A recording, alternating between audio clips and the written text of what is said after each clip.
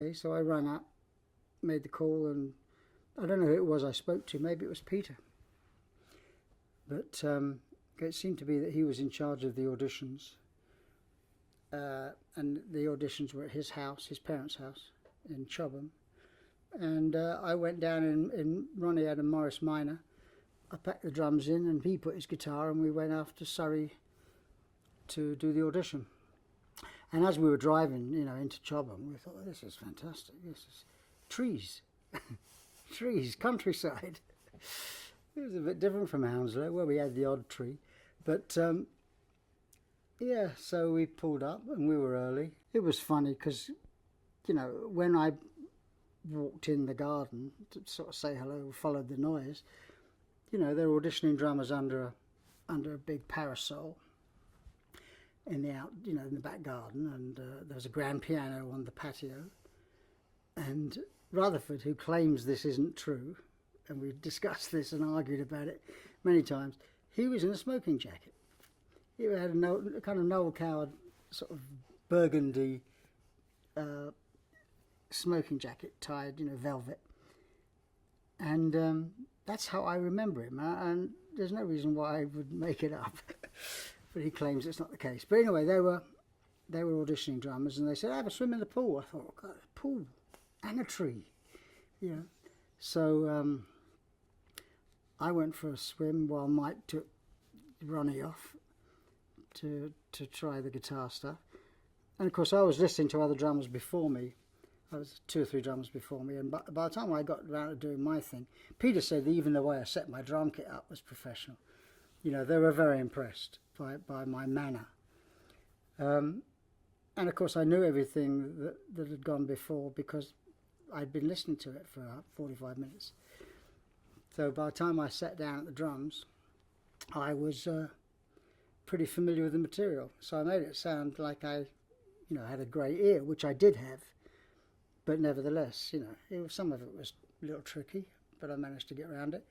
And I went back home, and Ronnie said to me in the car on the way back, he said, I think you blew that.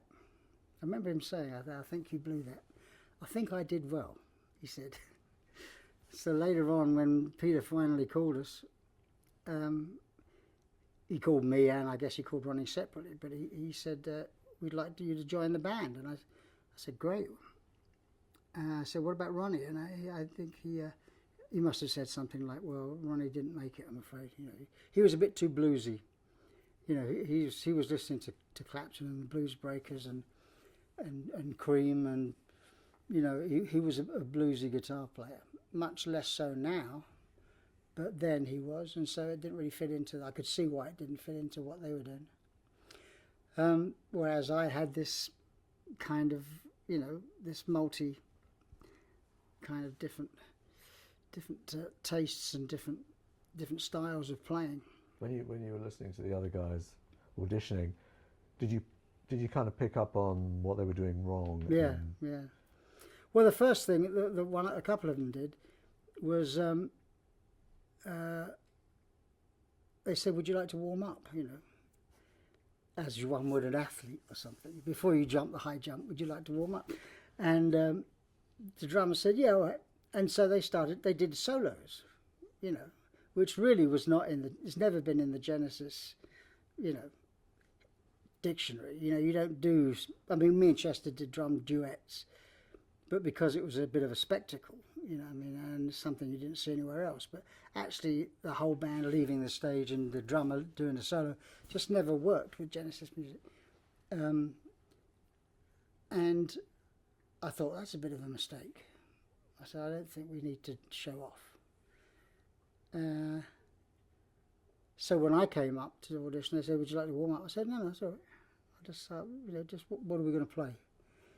And I think that was a tick in my direction. Peter was a drummer, and he said on many occasions that he felt that the way I set up, and I seemed to know what I was doing. The way I sat, the way I handled myself seemed to be someone that was confident. And they were looking for someone that they didn't have to tell what to play. I think with the drummer that preceded me, they'd had quite a few drummers. Chris Stewart, Jonathan Silver, and John Mayhew was the one prior to me. And I think with John Mayhew, he wasn't a natural drummer, so the drum parts had to be kind of delegated a bit. Sort of, it was a committee to get him to play stuff. That's the impression I get. And that Trespass album does not sound really like a, drums. A band is as good as its drummer, in my opinion. You can have a lousy band but with a good drummer and it sounds pretty okay.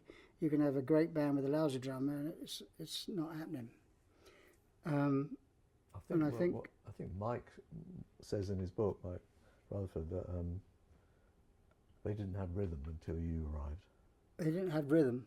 Yeah, possibly. That you kind of introduced rhythm in a way that they were kind of a little too held back and controlled and contained. Yeah. Would you think that's right? Well, yeah, I would, based on the recorded stuff I never saw the band live, so I don't know. The recorded stuff, Genesis to Revelation and Trespass, I thought were weak rhythmically, even though there's some great possibilities on that record to be, especially Trespass, to be, ballsy and rhythmic. But anyway, that was, that's no slight on John Mayhew. We're talking about 1969, 70, so everybody was all fresh and everybody was learning.